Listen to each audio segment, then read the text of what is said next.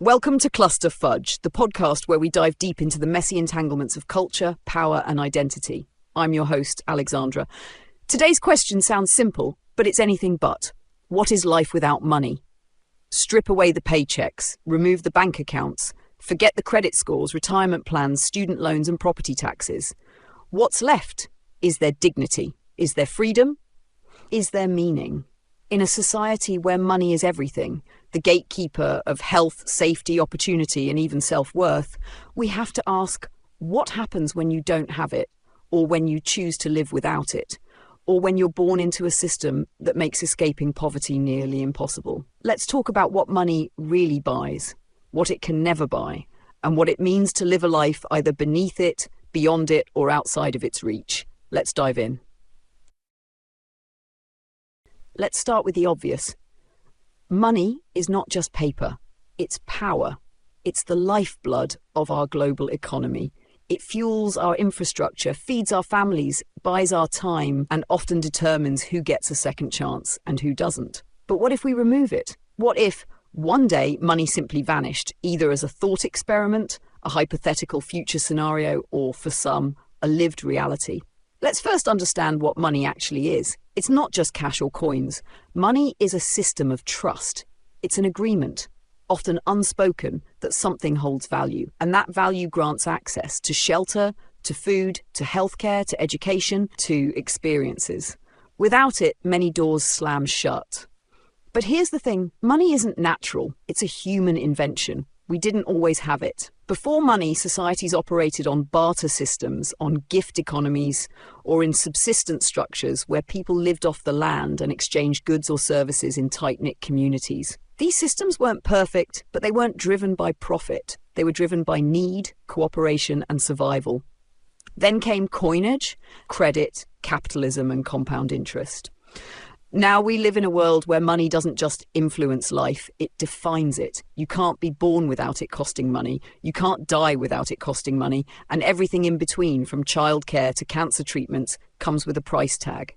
But let's step into the vacuum. What happens without it? At first glance, some might imagine a utopia. No debt, no rent, no wage slavery, no stock market crashes or student loans.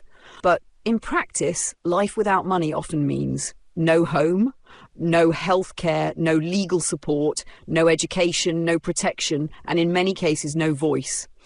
Because without money in this world, your basic survival is constantly in question. Let's talk real-world examples.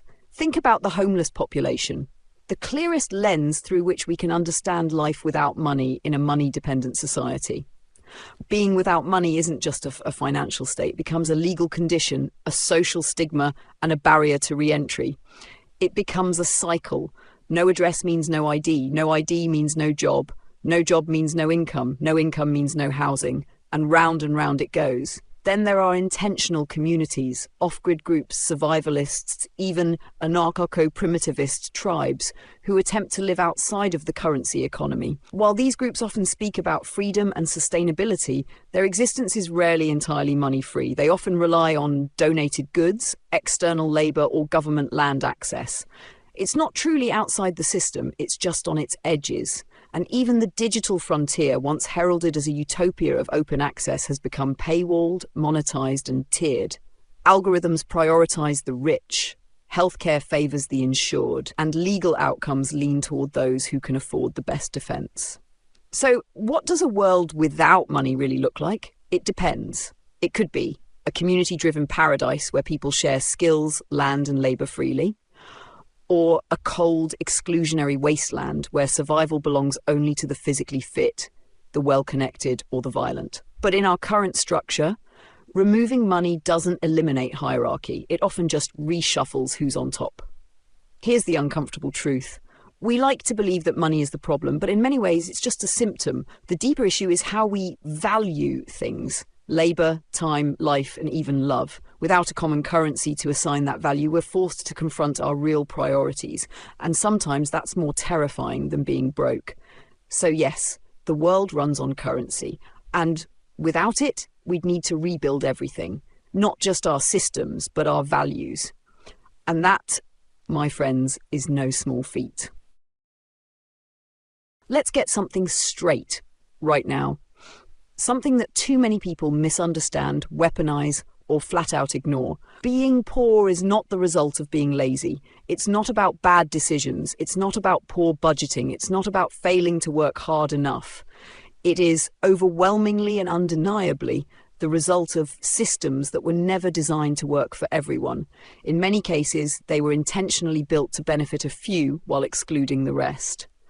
Poverty is not a personal failure. It's a structural, generational, and political outcome. Let's unpack that. In places like the US, we are sold a relentless fantasy that anyone can make it if they just try hard enough. That grit, hustle, and vision will lift you out of poverty and into wealth. That the only thing standing between you and success is your willpower. But here's what that narrative conveniently leaves out. Inherited wealth. Many of the world's wealthiest individuals didn't start from scratch. They started with trust funds, insider connections, family businesses, and elite education. Generational poverty. If your parents, grandparents, and great-grandparents were poor, the likelihood that you'll break the cycle without serious intervention is statistically low. Institutional barriers. Racial segregation, redlining, underfunded schools, discriminatory hiring practices, mass incarceration, predatory lending, and healthcare disparities are built into the system. Not bugs, features. The bootstraps myth ignores the fact that some people don't even have boots. 2, poverty is engineered. Let's talk about how poverty is created and, more importantly, how it's maintained. Low wages. Millions of people work full-time jobs and still can't afford rent. That's not laziness, that's exploitation. Minimum wage versus living wage. The federal minimum wage in the US is $7.25, unchanged since 2009. In most cities, a living wage is more than double that. The gap isn't an accident, it's policy. Schools in poor neighborhoods often receive less funding because they rely on local property taxes. That means wealthier areas get better teachers, facilities, and technology, creating a pipeline of inequality before a child even learns to read. Healthcare costs. One medical emergency can bankrupt an entire family. This is especially true in countries without universal healthcare. It turns being sick into being poor, and sometimes permanently so. The cost of being poor. When you're poor, you pay more for everything. Higher interest rates, bank fees, late fees, overdraft penalties, food deserts, car insurance based on zip code, and don't forget predatory payday loans that trap people in endless cycles of debt. So if you've ever heard someone say, "Why don't poor people just save their money?" Ask them, save what, from where, after what bills? 3, the psychological toll of structural poverty. Poverty doesn't just affect your wallet. It affects your mental health, physical health, decision-making, sleep patterns, and sense of self-worth. Living in poverty creates chronic stress. That stress impairs cognitive functioning, reduces long-term planning ability, fuels anxiety and depression, increases the risk of addiction and substance abuse, raises cortisol levels that can lead to actual physical illness. And then, after all of this, society turns around and blames the individual, calls them lazy, irresponsible, a burden, when in truth, they're surviving conditions most people wouldn't last a week in. Who benefits from this narrative? You might wonder, if poverty is so clearly systemic, why do we keep pretending it's a personal flaw? Because blaming the poor protects the rich. If we believe people are poor because they're lazy, we don't have to ask why billionaires exist in a world where people starve. We don't have to tax the wealthy. We don't have to reform systems. We just have to keep pointing fingers downward instead of upward. Poverty is global and often post-colonial. Many countries still suffer the long-term consequences of colonial theft, land exploitation, and resource extraction. The global north, countries like the US, UK, France, and others, built their wealth on the backs of enslaved people, stolen resources, and enforced debt. So when people ask why countries in the global south are poor, the real answer is because other countries got rich off of their suffering. So what's the takeaway? We cannot talk about life without money, or imagine alternatives to it, without first confronting how we got here. Poverty isn't just bad luck. It's not a character flaw. It's not divine punishment. It's architecture. It's policy. It's politics. And once we understand that, we stop blaming individuals and start demanding structural change. Most of us never think about what it would mean to live without money. Not metaphorically, but literally. We assume that opting out of the financial system is impractical or even insane. But what if it's not? What if, in quiet corners of the world, people are already doing it? Not because they're forced to, but because they've chosen to reject capitalism altogether. In this segment, let's explore the radical and often uncomfortable idea that life without money is not just a survival state. For some, it's a philosophy, a protest, a new way to live. There are people who walk away from wealth, jobs, comfort, and even technology, not because they're outcasts, but because they believe the modern system is inherently broken. Let's talk about a few of the most well-known anti-capitalist experiments. Mark Boyle, the moneyless man. Mark Boyle, an Irish writer, famously lived completely without money for over 2 years. No cash, no bank cards, no bartering, just resourcefulness and community reliance. He grew his own food, bathed in rivers, biked instead of driving, and lived in a caravan powered by solar panels. His point? That modern economics has severed us from nature, made us dependent on faceless corporations, and reduced human relationships to transactions. He said, if we grew our own food, we wouldn't waste a third of it. If we made our own tables and chairs, we wouldn't throw them out the moment fashion changed. These individuals aren't anomalies. They're part of a broader, quiet rebellion, one that asks, what happens when we stop playing the game entirely? There's another form this experiment takes. Not individuals, but entire communities attempting to live outside capitalist structures. Twin Oaks Community, Virginia, USA, founded in 1967, this intentional commune operates on principles of cooperation, equality, and sustainability. Members work about 40 hours a week doing everything from farming to childcare to furniture making, and in return receive food, shelter, healthcare, and more without personal income. There's no currency exchange between members. Everyone contributes, everyone receives. Auroville, India. A utopian community founded in 1968, built on ideals of non-ownership, shared resources, and spiritual unity. While the experiment has its complexities, the idea was to create a space where money was not the driving force and where personal growth and collective good took priority. Are these systems perfect? No, but they serve as living, breathing challenges to the idea that money is the only way to organize society. So what can we learn from people who live without money, either by necessity or choice? Here's what their stories consistently show. Human needs are simple. Food, water, shelter, companionship. These are the cornerstones of life. Money just mediates access to them. Remove the middleman and suddenly life looks very different. Community is currency. Many of these people survive and even thrive, not because they're alone, but because they are deeply connected to others. In anti-capitalist spaces, mutual aid, time banking, and skill sharing replace wages and contracts. People cook for each other, repair homes, teach children, and offer medical help without billing a dime. Nature provides when we stop exploiting it. Many who live without money return to basics: foraging, farming, permaculture, see firsthand how abundant the earth is and how much modern economies waste. Freedom isn't free, but it's not paid in dollars. Living without money requires resilience, discomfort, and a major lifestyle shift. But many who do it say they've never felt freer. They aren't trapped in debt cycles, toxic jobs, or meaningless consumption. Now, before we romanticize these anti-capitalist experiments too much, let's be honest.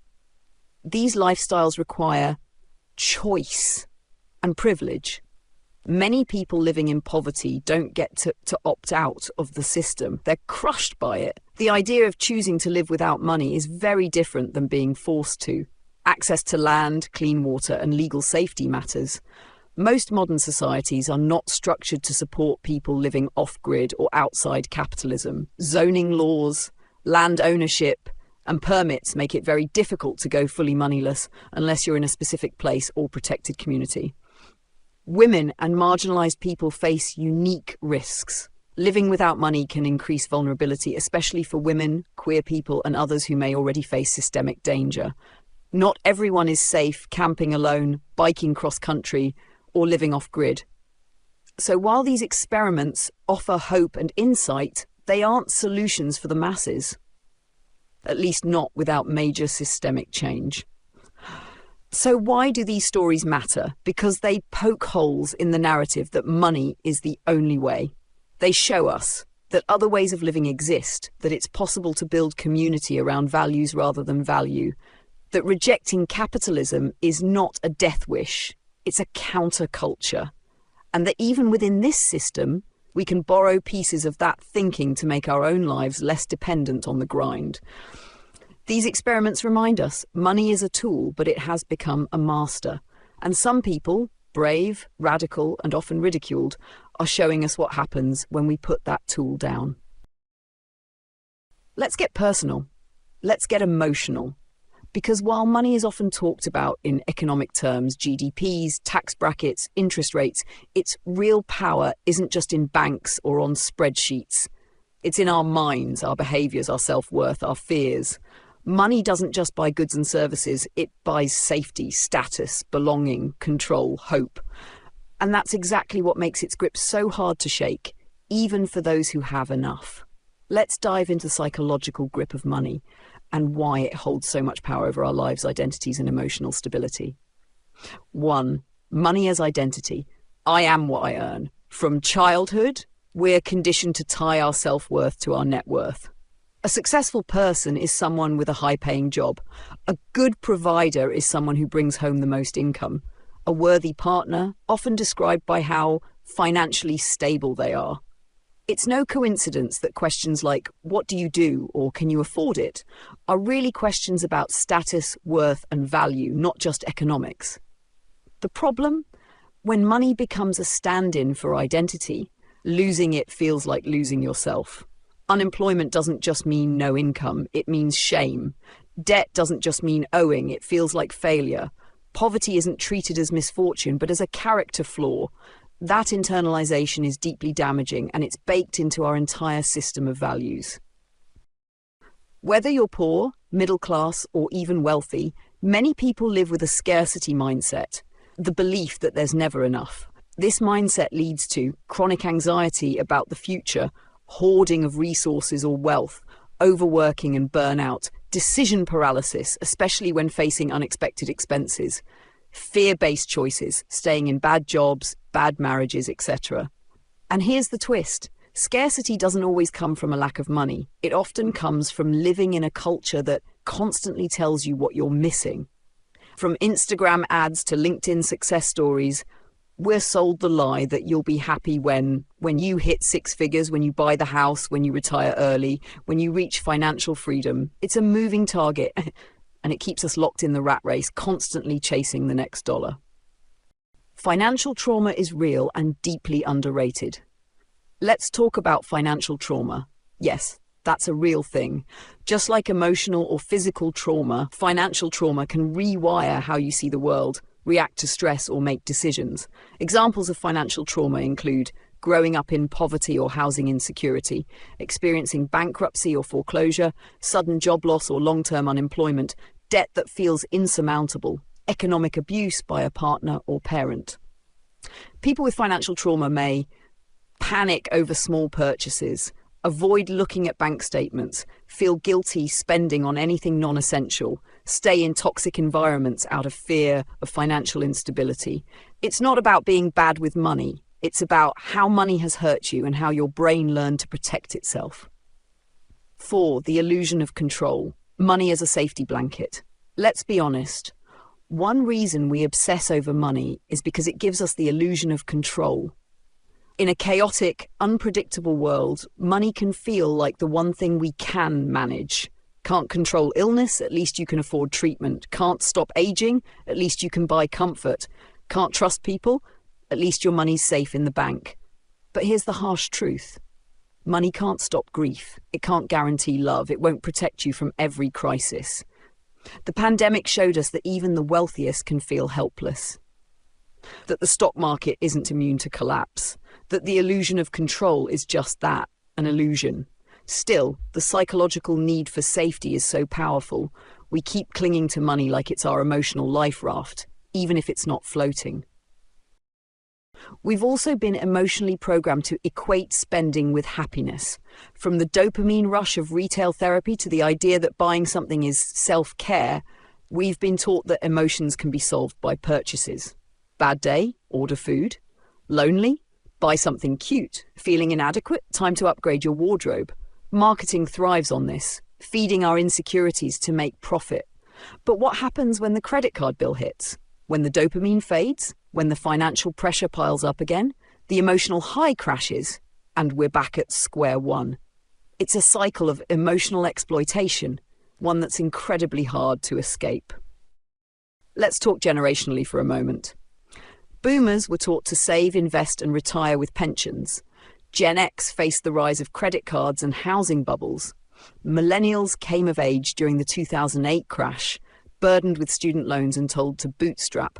Gen Z is growing up in an era of hustle culture, financial nihilism, and housing prices that feel laughably out of reach. The result? An entire culture where money feels mythical, both essential and unattainable. And those generational messages don't just disappear, they accumulate as stress, anxiety, and shame, often without us even realizing it. The hardest truth, even financial freedom, is psychological.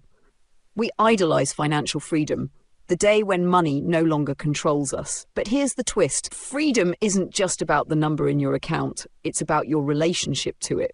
There are millionaires who are terrified of losing it all. There are modest earners who feel secure and happy. There are people living simply with deep peace, and others with six-figure incomes who feel like they're drowning. Why? Because financial freedom is more emotional than numerical. It's not just about how much you have, it's about how much fear, shame, and scarcity you've internalized.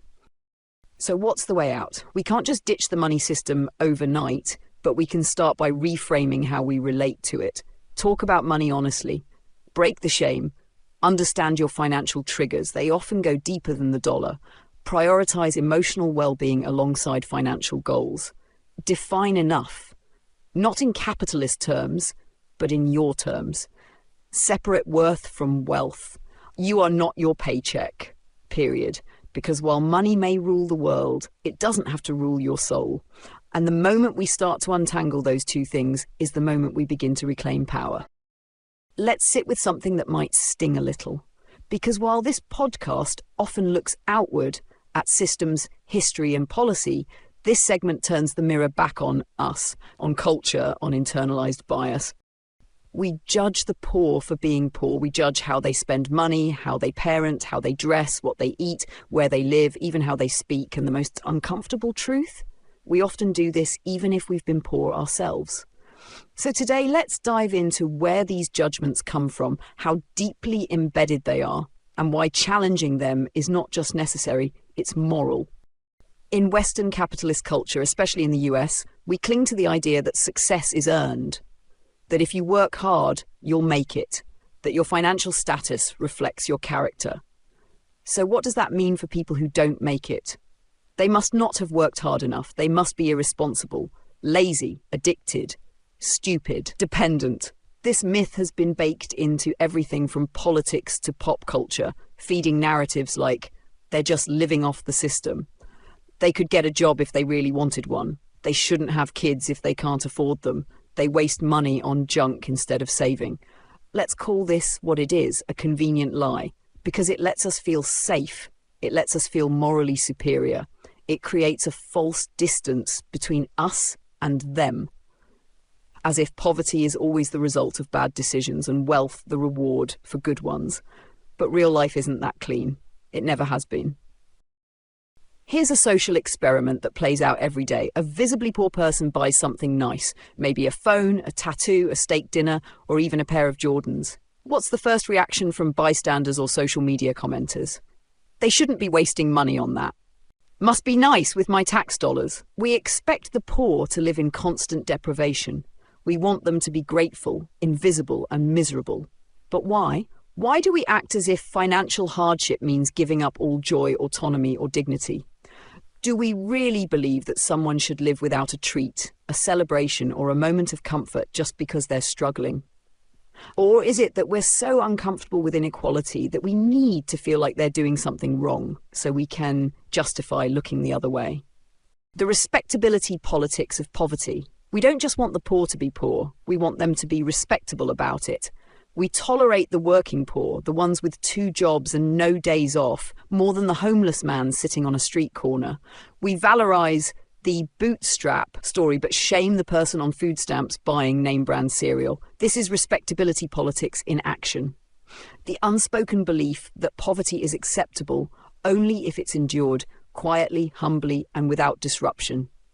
The moment a poor person asserts their rights, criticizes the system, makes a demand, speaks loudly, looks defiant, they're seen as dangerous, ungrateful, or worse, undeserving. But guess what?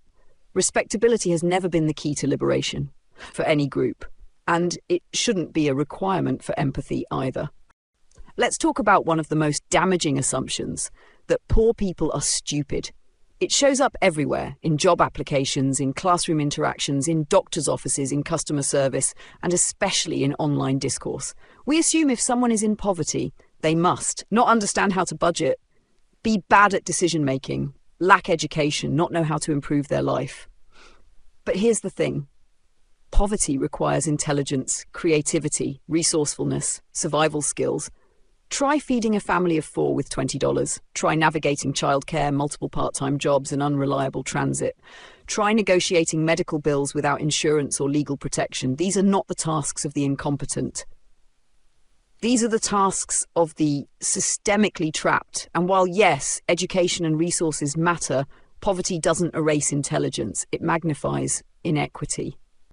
Here's where it gets even more complex and more painful. A lot of people who've experienced poverty or are one paycheck away from it still judge others in similar situations. Why? Because we've been taught to.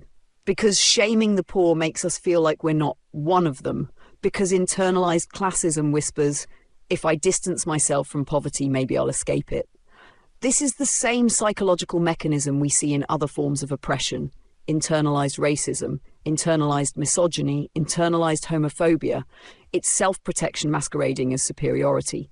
But it's also a trap, because it keeps the working class divided, ashamed, and competing with each other instead of questioning the system that keeps everyone struggling. TV, film, and news have played a massive role in shaping how we see poverty. Think about it. Poor people are often portrayed as criminals, addicts, or jokes.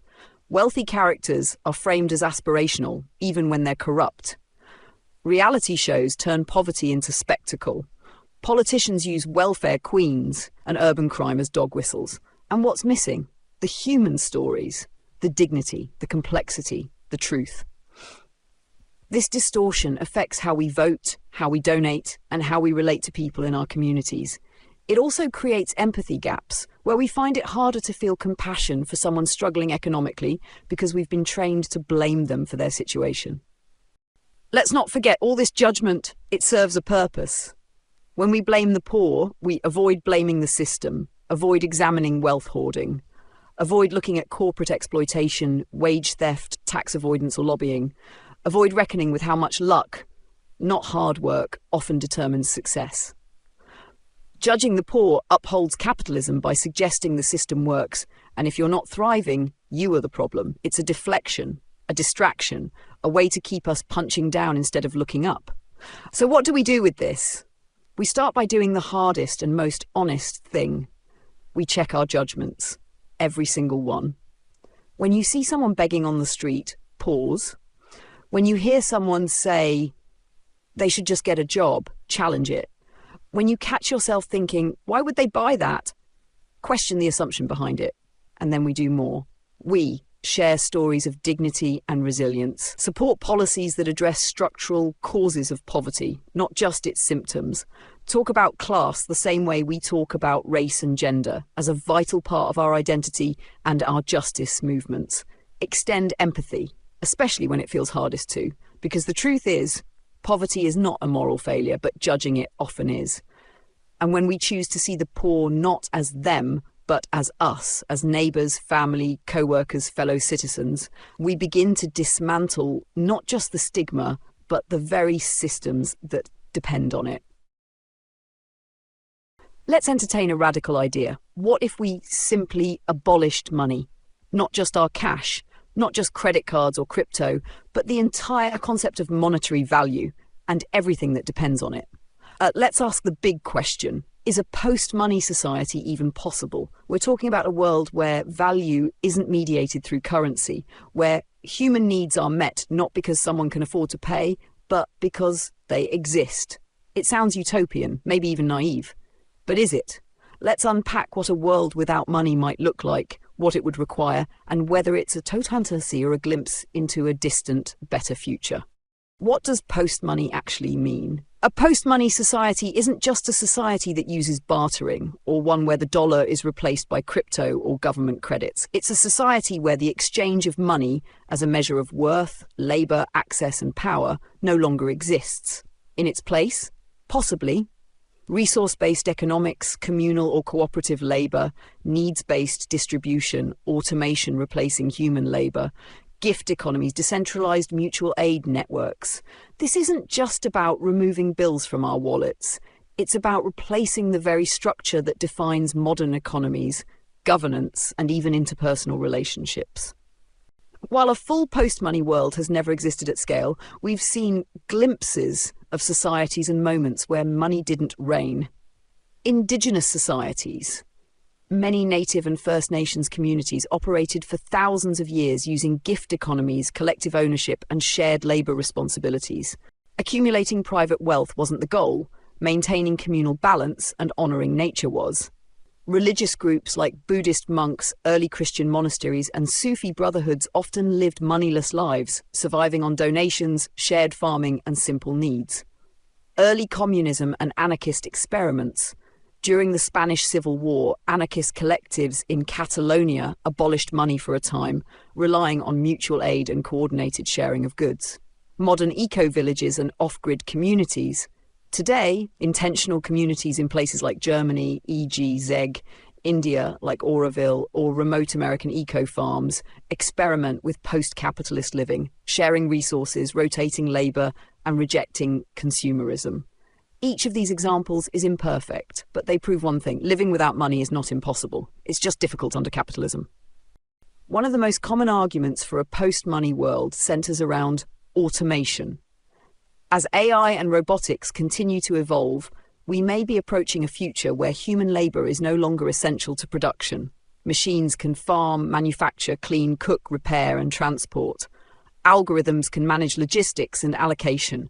Energy can be increasingly renewable and self-sustaining. So what happens when the basic needs of all people, food, shelter, healthcare, clothing, clean water, education, can be produced and delivered without cost or profit motives? In theory, scarcity disappears, and with it the need for money. But here's the catch. Just because technology can liberate us doesn't mean it will. Why? Because under capitalism, automation doesn't mean fewer work hours or more freedom. It means higher profits for the few and job losses for the many. So if we want technology to help build a post-money world, we need a total restructuring of who owns that technology and who benefits from it. Let's imagine the mechanics. Instead of earning money to pay for goods and services, a post-money society could be based on access-based models. You're granted access to resources because you need them, not because you can afford them. Think universal housing, food, healthcare, and education permanently. Reputation or trust networks. In some decentralized systems, reputation can replace currency. If you're known for contributing fairly to the community, your needs are prioritized. But this can be problematic. Who defines contribution? Rotational labor contributions. Rather than working for money, people take turns fulfilling necessary community roles: farming, cleaning, teaching, building, much like in some indigenous and co-op cultures. Automated surplus distribution. With enough technology, machines produce more than we need. The surplus is distributed equitably through decentralized systems that track demand, sustainability, and proximity. Some theorists, like Jack Fresco of the Venus Project, envisioned futuristic cities designed to operate without currency, where human needs are met through shared infrastructure and sustainable planning, not personal accumulation. If all this sounds too idealistic, let's address the real challenges. Cultural conditioning. We're deeply attached to the idea of earning our keep. Money is tied to self-worth, identity, and freedom. Undoing that mindset is no small task. Power and control. Elites and governments are unlikely to relinquish control of financial systems. Money isn't just about commerce, it's about surveillance, compliance, and influence. Global inequality. The world isn't starting from the same baseline. Wealthy nations may have the resources to experiment with post-money ideas, but many regions are still struggling to access clean water. Corruption and hoarding. Even in theoretical post-money systems, hoarding of resources, not money, could still emerge. Human greed isn't erased simply by removing currency. Automation isn't evenly distributed. A post-money world would require global cooperation, universal tech access, and extremely secure and ethical management of AI. So is it impossible? No. But is it imminent? Also no. What can we learn from the post-money ideal, even if we never get there? Even if we never fully arrive at a post-money civilization, exploring this possibility reveals valuable truths. Money is not natural. It's a human invention, which means it can be reinvented, replaced, or reimagined. Scarcity is often artificial. We throw out enough food to feed billions each year, yet hunger persists. Why? Because of profit motives, not actual lack. Human dignity shouldn't depend on purchasing power. A healthy society is one where your life has value whether or not you can pay for it.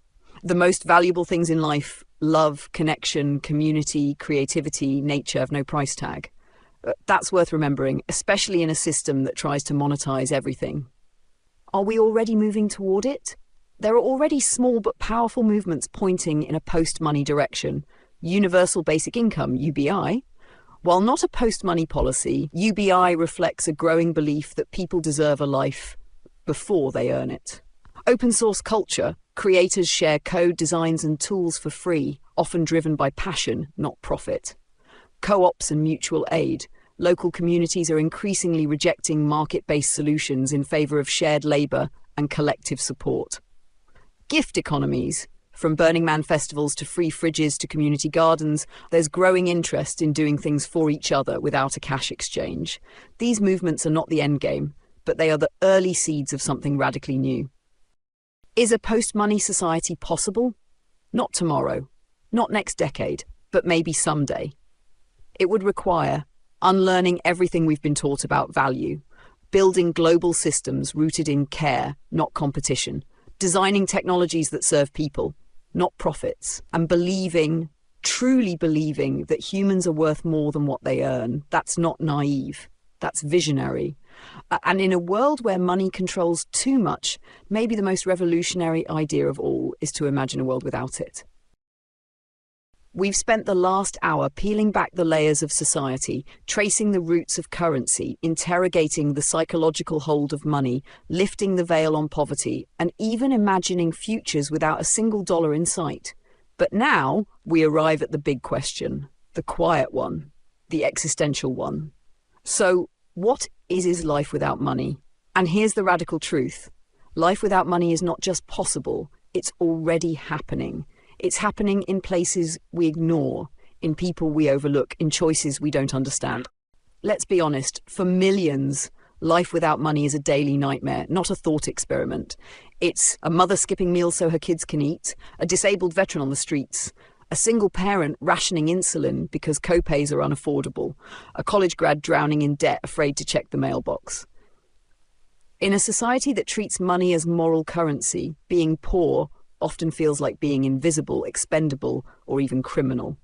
So for many, life without money isn't a lifestyle, it's a punishment, a system-imposed scarcity, an endless anxiety loop, a stripping away of choice, dignity, and safety. That's not the absence of wealth, that's the weaponization of poverty. And yet, for others, life without money is freedom. There are those who have stepped away from the system by choice, not by force. They've left careers and mortgages to live off-grid, rejected consumerism to embrace simplicity, opted out of the rat race to grow food, barter, and rely on community. They're not seeking comfort, they're seeking clarity. To them, life without money is waking with the sun instead of a paycheck, knowing your neighbor, not your landlord, living slow, sustainable, present. They're not broke. They're rich in time, in purpose, in connection. But let's not romanticize it either. That lifestyle requires privilege, the privilege to choose discomfort rather than be born into it, to live off the grid while still knowing there's a grid to come back to. Still, these people show us something important, that value, real value, exists outside of financial systems. So what is life without money, really? It's not one thing. It's a spectrum from trauma to triumph, from desperation to liberation, from being erased by society to transcending it. It's not just about bank accounts. It's about belonging, control, freedom, security, time. And ultimately, it's about what kind of world we want to build. Because if we let money define who matters, who eats, who dreams, and who gets to rest, then we've made currency more sacred than human life. And isn't that the real problem? What we should really be asking is, what would a society look like that didn't make you earn your worth? What would change if needs were met, no strings attached? What might we create if survival wasn't a hustle? Would we write more books, plant more gardens, build better communities? Heal? Would we finally stop mistaking productivity for purpose? Would we start seeing each other not as consumers, not as competition, not as costs, but as people? Because maybe life without money isn't the end of the world. Maybe it's the start of a better one. So whether you're struggling to make ends meet, or dreaming of a life beyond the 9 to 5, or somewhere in between, this episode wasn't just about economics. It was about imagination and the courage to ask, what are we really worth when the dollar signs are gone? Thank you for listening. This is Cluster Fudge. I'm Alexandra. And as always, stay curious, stay compassionate, and don't be afraid to question everything.